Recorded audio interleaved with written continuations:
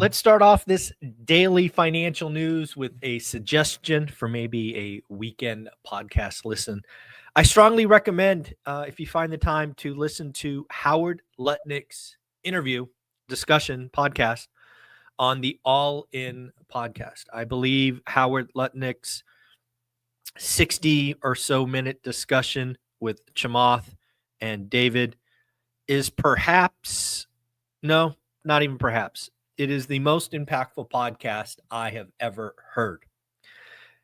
We should all hope that what Howard Lutnick puts out there is what happens. It ends with a balanced budget.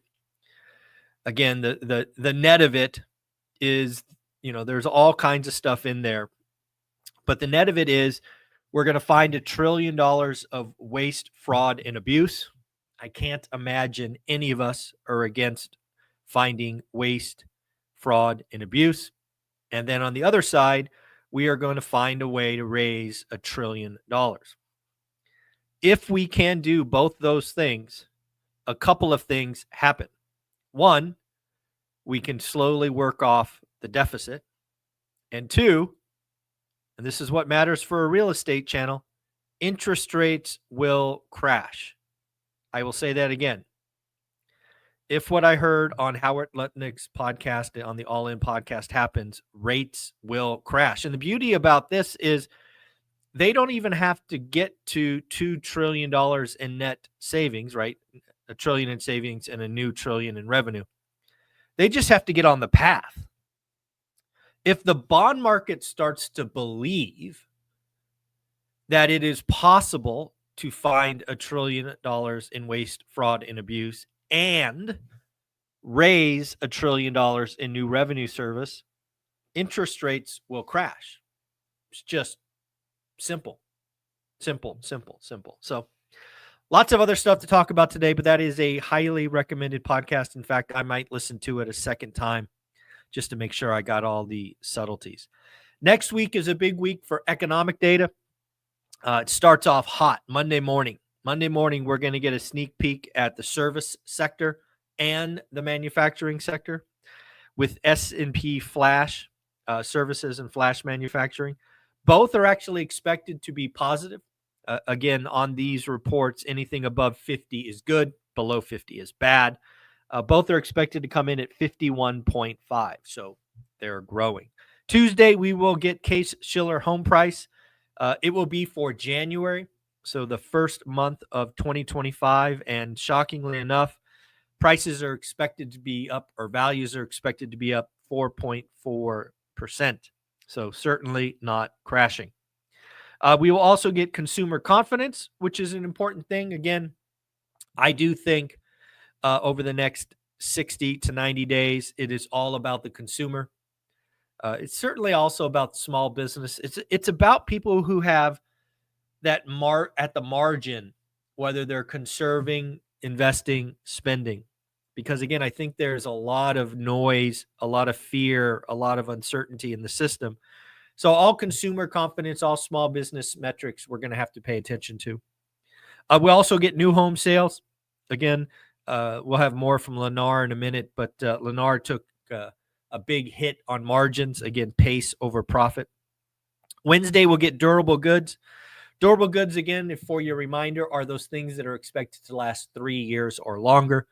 Durable goods are expected to be down -1%. So again, that's really where I think consumers cut. Right? Consumers cut, businesses cut. If they're uncertain, they're not going to make those bigger investments, those bigger purchases on durable goods. We'll get that on Wednesday. Thursday, we will get weekly claims. We will get pending home sales. Pending home sales are actually expected to be up. So that will be interesting because, again, rates have been down. So we'll see if pending home sales are up. Last month, pending home sales were down 4.6%. So we will see where we go from there. But Friday is the big day. Friday, we will get PCE, the third and final inflation reading. It's going to be really important. And I fear we might be higher than expected. Headline PCE is expected to stay flat at 2.5. I think there's a chance we go to 2.6. And then core is expected to come in at 2.7, which is up up from the previous month. You don't want to see that. But there's also a chance it might tick to 2.8, which would be a problem. And then finally, we will get consumer sentiment on Friday. So lots of stuff going on there. What else do we want to talk about? Let's talk about we got some earnings. Micron beat top line, bottom line, raised guidance. These are all from Friday. Again, I don't record normally on Friday, so that's a Friday number. Nike was an important earnings. Nike expects sales to plunge on tariffs and sliding consumer confidence. Accenture is the first corporate casualty of Doge. They basically warned that they expect contracts to be cut. Again, you'll hear a little bit about that on the All In podcast. I think it was Booz Allen. That got like 98% of their business from the federal government. That's not very good risk management, in my opinion. But yeah, it's interesting. We also got FedEx. FedEx cut full year results with forecast and uncertainty in the economy. Let's do something real quick. Let's congratulate Matt. Matt, you got your next deal. I think it was your 4th deal, so congratulations. Your card is in the mail. You actually sent me a note while I was out traveling, so first time I remembered to do it. So, Matt, your card will be in the mail. We did get an update on charge-offs, consumer credit card charge-offs.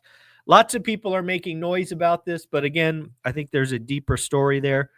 What is happening? Capital One, 6.35% charge-offs, highest in 13 years. Discover, 6.03%, highest in 11 years.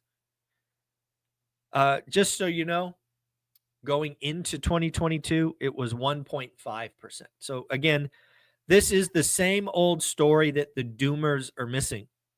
We had a 2 or 3 year period where we held charge-offs artificially low. Again, when you hold something artificially low and then it breaks, it goes higher. This should not shock anyone, but the doomers will never forget, and they just want to spread fear. Boston Celtics were sold for a record $6.1 billion. That is a record for a U.S. sports team. $6.1 billion to own the Boston Celtics. Wow. JP Morgan says that U.S. households are more invested in stocks than any time before. I think that's kind of a no duh, right? As years go by, values go up, the investment continues. John Burns Real Estate Consulting out with a very interesting survey, says that greater than 50% of respondents said the spring market is weaker than normal. Folks, this is what we've been talking about on this channel. Consumers are pulling back. They're not signing up for mortgages. Again, why would you if you're uncertain? But again, as investors, you and I, that's a green light. It's a green light to seek motivated sellers, to write disrespectful offers, to get creative with seller financing, to try the 50-40-10 with Velocity Mortgage. It is our opportunity to find these sellers who need to sell. A little bit more on existing home sales that came out on Thursday morning. I dug into them a little bit more. Again, I was wrong. I expected sub 4. They came in at 4.26. So again, a big upside. Inventory's up 17% year on year. Price up to $398, up almost 4%. The thing that was buried in the numbers that we didn't talk about on Thursday is sales were only higher in the category of $750K or greater. This just screams and once again reminds us that the housing market is very much still broken. We should not see the low end continue to shrink while the high end continues to grow. That is a broken housing market for sure.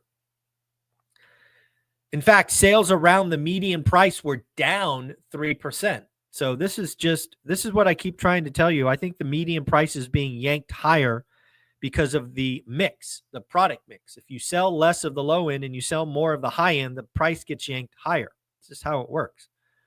First-time home buyers had a big jump, 31% of market. They were 26 last year. Investors We all sat back on our hands. Investors were 16%, where we were 21% the year before. We can talk about Lennar a little bit. Again, pace over profit. We saw it in this quarter's earnings. Their profit, or their gross margin, shrank to the lowest in several years, to 18.7%. For context, it was 26.9% in 2022. So we're talking a significant beat. 13%. Woo! 13% of Q1 had sales incentives. That's a big haircut. They're giving out buy down in points, maybe some free upgrades. Again, pace over profit means margins are going to get hit. The housing market will remain weaker for longer, says the CEO of Lennar, to which I say, no kidding. Consumers are less confident. They will remain employed. That is not a good thing. If you are nervous for your job, you are not signing up for a mortgage. They are laser focused on high sales volume to build cash. That is a very interesting statement. What does that mean? That means they are trying to convert their inventory, right, their finished goods, to cash, which also probably means they're going to slow down development because they want to have more cash. So again, it'll be very interesting to see what the home builders do. Related Group CEO warns construction costs are up 20%. How can that be? Very simple. Contractors are raising prices in advance to offset potential tariffs. Folks, inflation. Read an article about the 5 countries that expats are moving to abroad. I've actually been to all 5 of these. So let me know what your favorite one is. Panama, Malaysia, Mexico, France, and Spain. 2 more topics. We'll go to Jeff Gunlock first. Jeff Gunlock says there's a greater than 50% chance of a recession in the next 2 quarters. You got to agree with them, right? With all we're hearing about the consumer and everything going on there, it is getting dicey out there. And then finally, folks, I do want to remind you, in about 17 minutes, I will be going live in our school platform. Just a Zoom call with all of you to answer any and all questions, real estate, economy, travel, family, health, whatever you want. I'll be there for you. But I did want you to know that I just launched a school affiliate program. As you guys know, my school program is ridiculously cheap at $20. What I've done now is allowed you to invite your friends. And if your friends join, you make $8. So all you have to do is invite 3 friends that join, and your school community is free. Now, why did I do this? I did this because I believe our school community is different, because it is made up of a collection of all of us inviting other people that we know that are doing the work, that want to be together. So I see no reason why not to give out $8 of the 20 to folks that find other good people. Again, only invite good people. Don't chase $8 with inviting haters. We don't need any haters in the group. So folks, I hope to see you there. Hope to see you inside school. Again, 67 cents a day. Hope you enjoyed this daily financial news. Take care. Have a great, great Sunday. Bye.